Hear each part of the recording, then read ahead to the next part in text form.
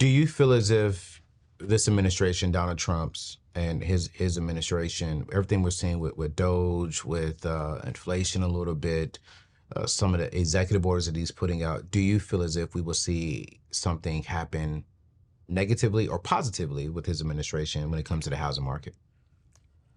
I got mixed reviews on that. Okay. Right. I got mixed feelings on that.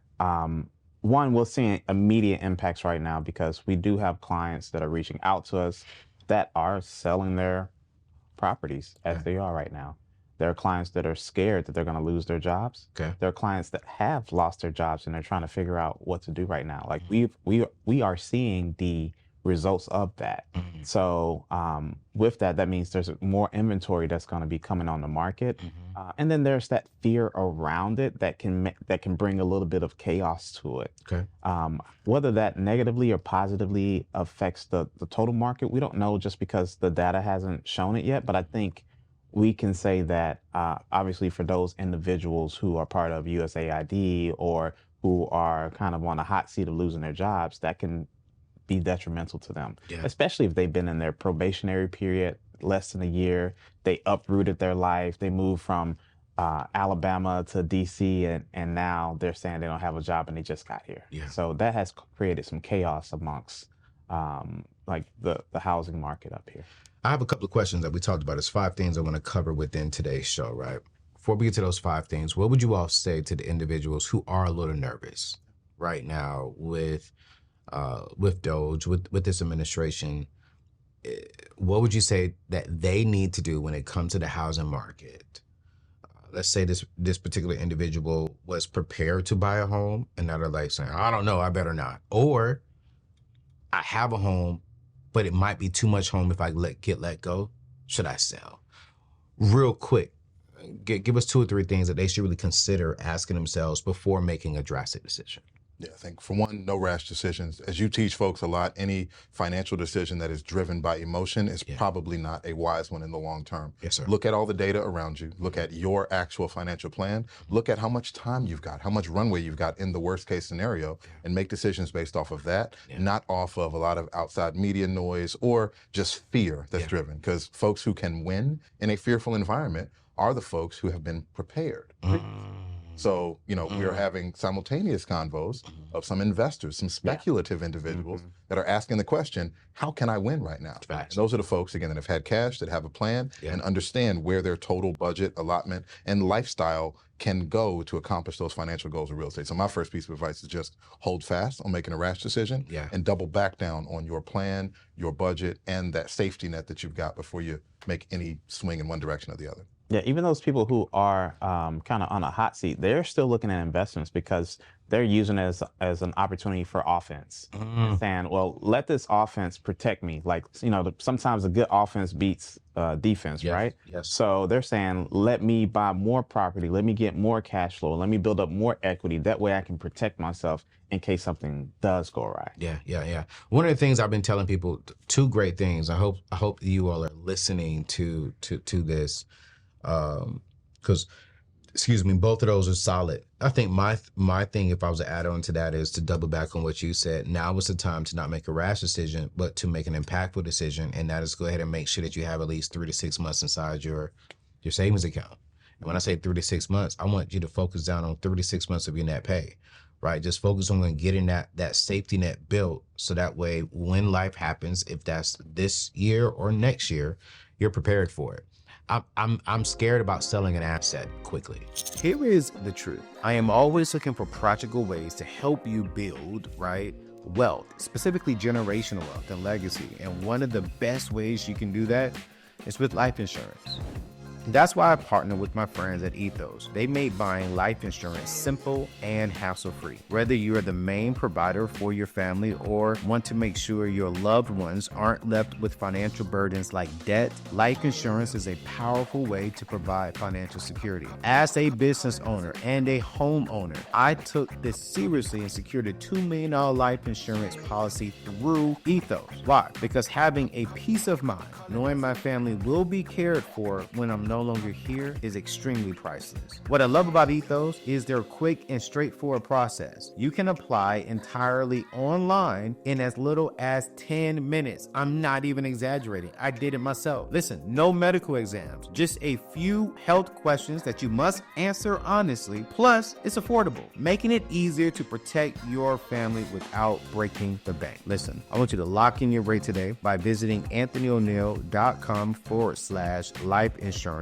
or click the link below to get your personalized free quote today. Listen, as we're getting back to the show, I want you to protect your loved ones. Don't play around with it. Be like me. I promise you. It's a hard conversation to have, but you will sleep peacefully knowing that you took care of your family. Go to anthonyoneil.com/life insurance. Let's get back to the show to help you keep building this wealth. I'm scared about getting rid of something that can produce income and go towards my net worth in my future because of the fear of losing out because of this administration. One thing I have learned about this administration is they talk a whole lot. I haven't seen a whole lot of action though. I've seen a whole lot of executive orders, but I haven't seen a whole lot of Congress saying stamp approve. Yeah. And so I think sometimes we listen to things and we make a rational decision and boom, it doesn't even happen. Yeah. Yeah. I mean, I think being prepared is, like you said, it's the most important thing. And so real estate is just one piece of the pie. Having your ducks in a row, having your 3 to 6 months saved up. Yeah. I mean, whether you buy real estate this year or next year, like there's an order to it. Yes, sir. Right? It's one thing in front of you. It's decent and in order, as the good word says, right? So we want to make sure that, hey, you got your money saved up before you go and buy a house. Like, don't go buy a house and you're on E. That's not a good idea. That's not fiscally responsible. Yeah. Let's get to these 5 things real quick that I really wants to talk about. And the first thing is that I've noticed that the housing market squeeze. So we're seeing rising rents and declining home affordability. Let's talk about that. Yeah. So if we look at a lot of different data sources nationally, we are still seeing the cost to provide rental housing going up, Yes. which owners, specifically of smaller rental accommodations, have to increase their rent just to keep up with it. So that presents an interesting situation on both sides. If you are a landlord, you do have to look at making sure you're protecting your spread and your margin that you're making on your rental property, which means that rent might have to go up. People looking to get into the landlord business and purchase properties to rent out, that means you have an opportunity to get higher rental returns now. Yeah, I mean, that's a real thing. And it's more so, and Ryan can talk about amongst the different asset classes, but in the single family or smaller multifamily, like rental space, you are seeing those rents go up. Some of the larger multifamily, which he can talk about, has seen more of a kind of a depressed factor just because of higher numbers of inventory there. But I think when people look at both sides of the market, you got to say, I can't have it all at the same time. I can't have the asset be cheap and then get crazy returns on the other side. So when I'm seeing rentals go up on one side, when my cost of capital is a little bit higher, that means I maybe need a bigger down payment to make sure that my debt is controlled so that my spread or my margin that I'm seeking on rental is protected. And that's just really simple principles when you're looking at investment properties. How much space do I have between the money that can be coming in on it and what it costs me to operate it? Smart investors do have the opportunity to win if they've got their cash in place to do it. Would you say at 7% right now, getting into the rental game is still a good game? As long as the math works. Okay. 7%, 17%, 0.7%, it doesn't really matter. Okay. All that really matters is when you have your monthly payment of principal, interest, taxes, insurance, right? The fees that you're going to be paying to the bank, along with covering any potential expenses. So you put money away for that, for bad things happening. You put money away for vacancy. If you put money away for all those things and the potential rent is more than the potential expenses, you're in a good spot.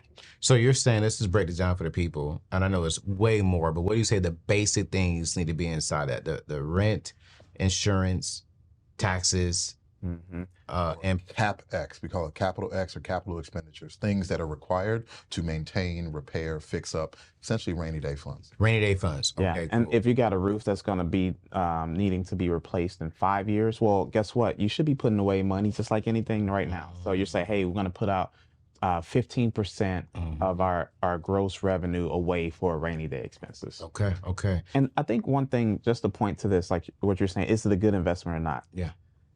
The fundamentals of real estate investing is that your first year, across, minus the last few years where we had 3% interest rates, prior to that, your first year, you're not usually making that much money. And I think that just needs to be understood. That's so good. So 5 years from now, 10 years from now, you talk about people, oh, my property's cash flowing great. It's like, yeah, when did you buy it?